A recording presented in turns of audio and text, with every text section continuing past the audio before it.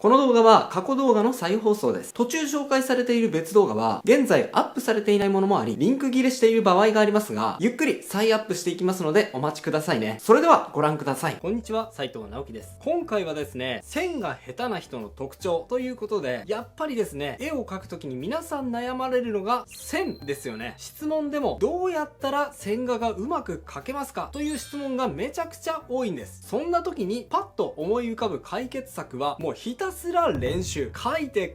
書きまくって、もう書く行為自体に慣れましょうっていう根性論よく聞くんですが、ブブー、そんなことやっても線はうまく書けません。うまく書けないのには必ず理由があるからです。そういう方はですね、何か必ず NG 習慣、そんな書き方やったら絶対にうまく書けないよという間違いをやっている可能性が高いんですね。なので今回はそんな間違いを紹介しつつ、それを改善するにはどうすればいいのか、これを意識すれば線画が何倍もうまく描けちゃうっていう線画を描くためのコツをなんと7つ紹介していきたいと思います。この動画を見ていただければ、絵を描くのは好きなんだけどさ、線画がうまく描けないんだよね、そういうお悩みから解放されて、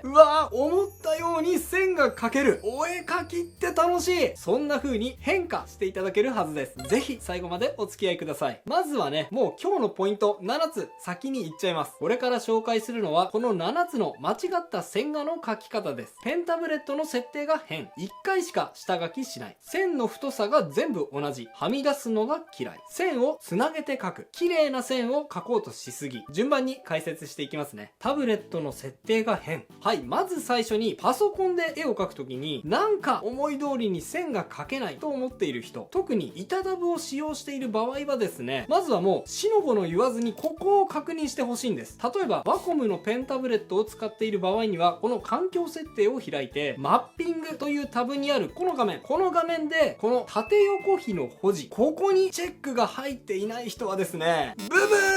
そもそも線がうまく描けるわけがありません。いやこれ当然で、画面で見ている比率に対して手元で線を描くためにストロークする比率がこの設定のおかげで変わっちゃうわけなんですよ。なので目で見て脳でイメージした比率が手で再現しようとした時にここでずれちゃうわけなんです。これはね、もう最悪の違和感でしかありません。対策はもうシンプル、縦横比の保持にチェック。はい、もうこれだけです。ここにチェックを入れましょう。1点だけ注意なのは、モニターを2台つなげている人の場合には、ここにチェックを入れると極端に操作エリアが狭くなってしまいますから、その場合には操作エリアをモニター1、つまり実際にお絵描きする画面に限定した方が描きやすいと思います。もう一方の画面はですね、マウスで操作するなどして工夫しましょう。この設定を見直しただけで線が格段に描きやすくなったっていう人がたくさんいますので、ぜひいろいろなテクニックを知る前にこの縦横比の保持にチェック、ここは必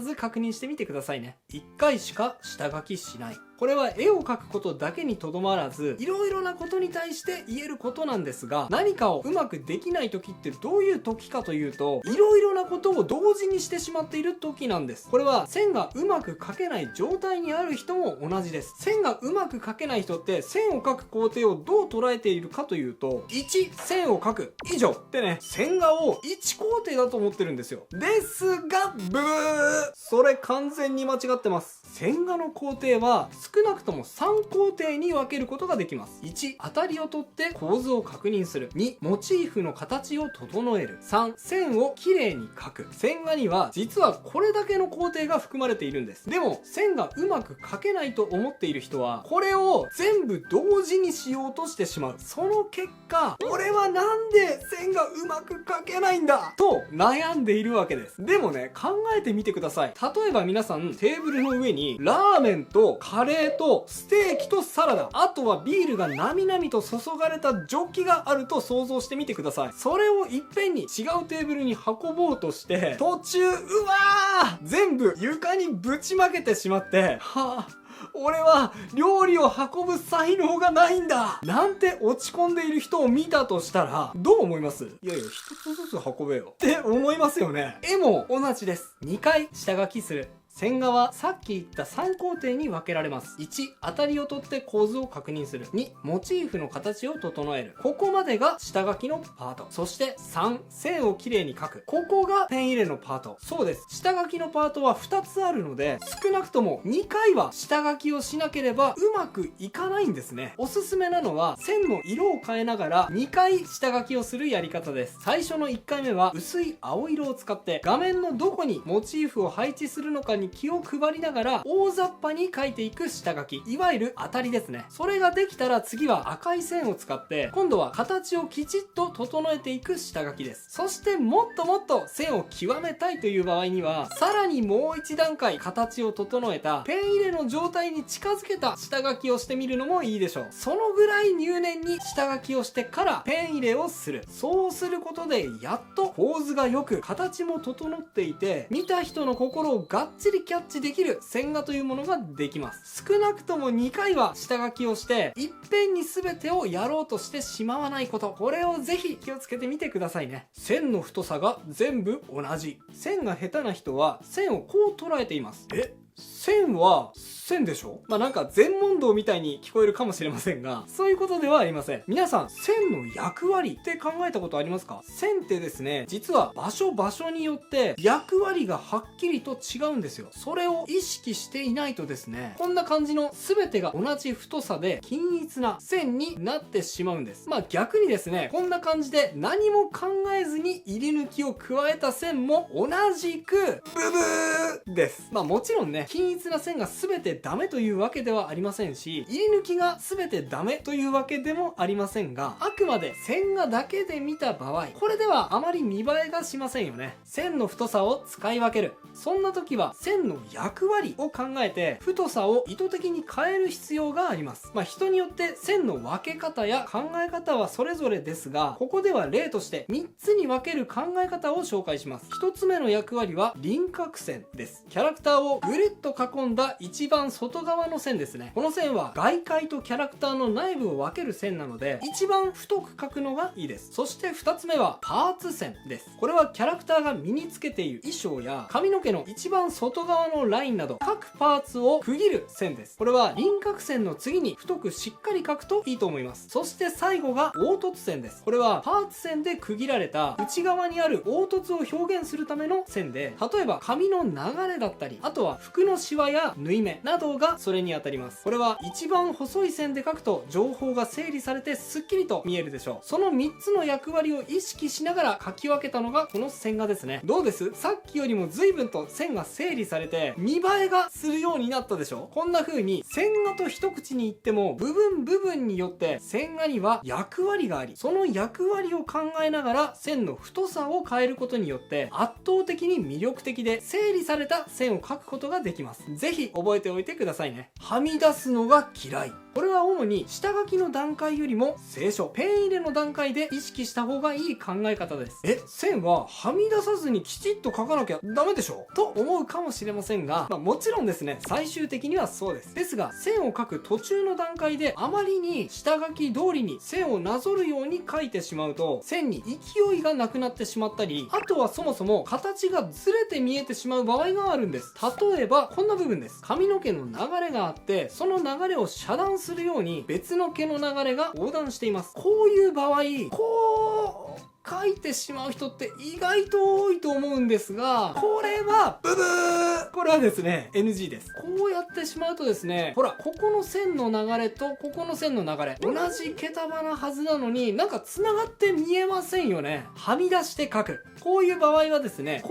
う書くのが正解です。一旦繋がった髪の毛のラインを全部書いてしまって、その後で上に乗っている毛束を書く。そしてその後に重なった部分を消す。そうするとほら下にある髪の毛の流れが先ほどとは違ってちゃんと繋がって見えますよね。これは髪の毛だけに限らずあらゆる部分の描き方に対して言えることです。何かが手前にあってそれによって分断された形を描く場合には、それをそのままペン入れするのではなくて、一旦旦つなげて書いて、後で不必要な部分を消す。こうすることによって自然なつながりを書くことができるんです。すぐに取り入れられるテクニックですので、覚えておいてくださいね。線をつなげて書く。これはですね、書いている途中の書き手の認知の仕方、どう物の形を捉えながら書いていくのかに関わってくるので、人によってかなり感じ方が変わってくると思いますが、線をきれいに一つながりに書かなきゃいけないという思い込みによって逆にうまく線を書けなくなっている人意外といるんですね。特に立体把握能力に長けている人ほど線をつなげて書いた時に、俺が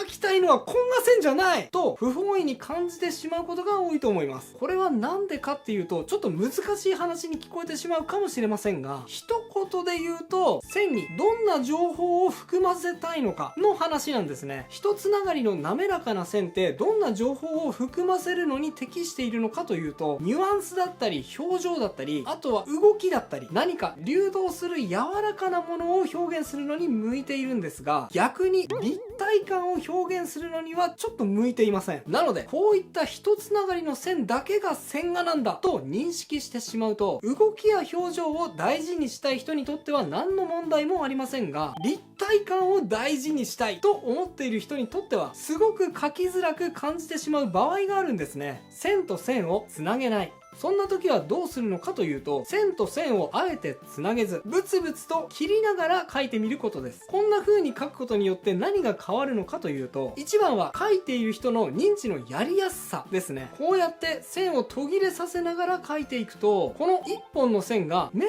として捉えやすくなります。線として捉えるよりも面として捉えた方が立体感を大事にしている人にとっては認知しやすいので、人によっては圧倒的に書きやすくなるはずです。ちょっと分かりづらいので別の言い方をすると、例えば繋がった綺麗な線で書いていくのが墨でシュッと一筆書きするような書道のような感覚だとしたら、線を途切れさせながら書いていくのはザクザクと形を彫り出していく粘土造形のような感覚かもしれません。線が全然うまく書けないんだよなーって思っている人は、むしろ後者、立体感覚が優れているがゆえに、繋がった線では思ったような形が彫り出せず、僕は線が苦手なんだと間違って認識している場合があります。そんな人は今紹介したように、あえて線と線を離しながら面として捉えながらザクザクと粘土を彫り出すような感覚で描いていく。そうすることによって驚くほど線画が描きやすくなると思います。ぜひ試してみてくださいね。綺麗な線を描こうとしすぎ。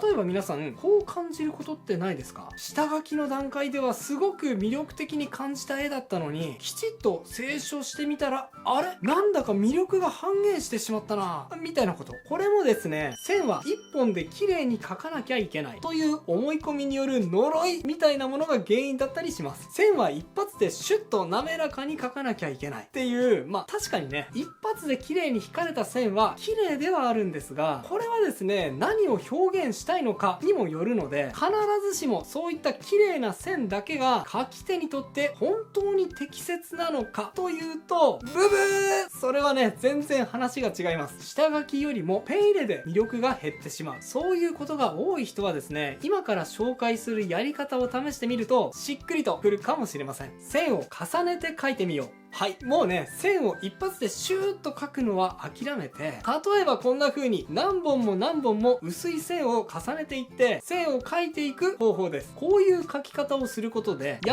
らかいニュアンスを線に込めることもできますし、一本の線で描ききれなかった時に、何度も何度もやり直し、コントロール Z を連打することも避けられます。あとはね、こんな繊細なタッチじゃなくても、例えばこんな風にザクザクってね、わざと荒々しく途中で線を止めながら描いていくやり方もおすすめです。これは主に立体感や、あとはキャラクターにしっかりとした存在感を持たせたい人におすすめな描き方です。わざと途中でペンを止めて描くことによって、ちょっとした角が線の途中に刻まれますよね。これで角張ったニュアンスが表現できますので、すごく見た人にとって引っかかりになったり、何よりも描いていてすごく気持ちいい感覚になると思います。シューッと何の引っかかりもない滑らかな線画で描いていくことに違和感を感じる人は、むしろこんな風に何本も線を重ねたり、あえて途中でペンを止めながら描いていってガサガサとした質感を持たせてみる。こうすることによって圧圧倒的に気持ちよく、そして思った通りのニュアンスで線を描くことができちゃいます。ぜひ試してみてくださいね。以上が今日僕が伝えたかったことです。いかがだったでしょうか。それと今回紹介したのは線をうまく描く方法でしたが、線はうまく描けるんだけど、その後の色塗りがうまくできないんだよ。そんな方も多いと思います。そんな時にはこちらの動画、完全版見栄